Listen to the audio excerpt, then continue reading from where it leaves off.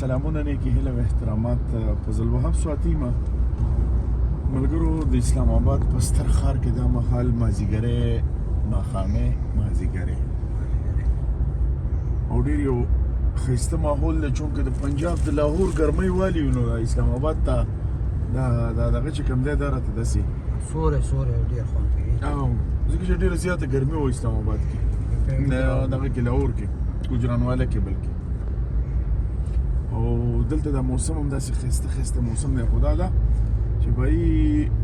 ایسې خو دلته هم لګېدلی په ګاډي باندې و موسم د مري موسم دی موسم ډېر زبردست دی ماشاءالله ملګرو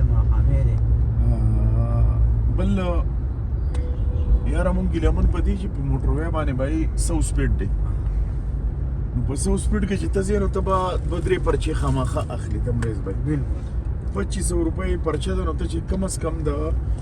اسلام آباد نه وخېږې د لاهور موټروی ته نو ته به کم از کم او دغه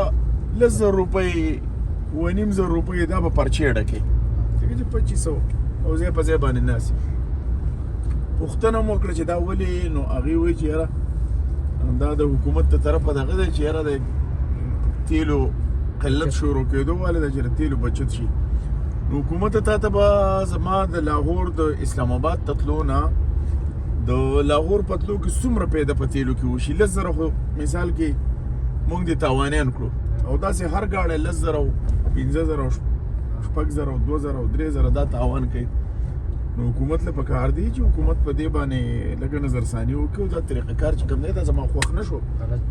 دا غلط دی په 100 کې چېرته سړی تلی شي یاره تا ورته دومره غټ سفر دی 7 غنټې 8 غنټې سفر دی او هغه به 120 خو پې آلریډي د مخکې نه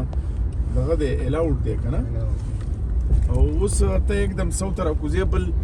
بهی نه په موټروی باندې وینا شته نه په ټول پلازو کې وینا شته چې بهی سپیډ کم ساتئ که نه نو بهرحال دغه هم ګیلې در شهباز شریف صاحب نه او په دغه ګیلې باندې د نظرثاني وکړي مونږ په جې ټي لاړو د دې موټروی د وجې نه نو بس دغه حالات دي دا اوس ګوره د موټروی د وجې نه اوس مونږ په جې ټي روډ باندې رالو نو بهرحال الله دې رحم وکړي ملګرو دغه وینې دا بورډ پکې راځي بیټه دغه ته وګوره دا یې نه دغه پېښور مري فیصل آباد راولپنډي او دغه اسلام آباد صدر دی که داسې ورته تاویږي موږ خو لارې نه دي معلومې کړې دي سیدې لارې نه خوا دې خوا شو بیا به ورک کړي مرګریا ځان نه ورکوو خو په دې سیده لار ځو او په دې سیده راځو ځکه چې موږ ورک کېږو د غرونو خلک یو ملګرو خفه نه شئ ولي الله سپارمه الله په امان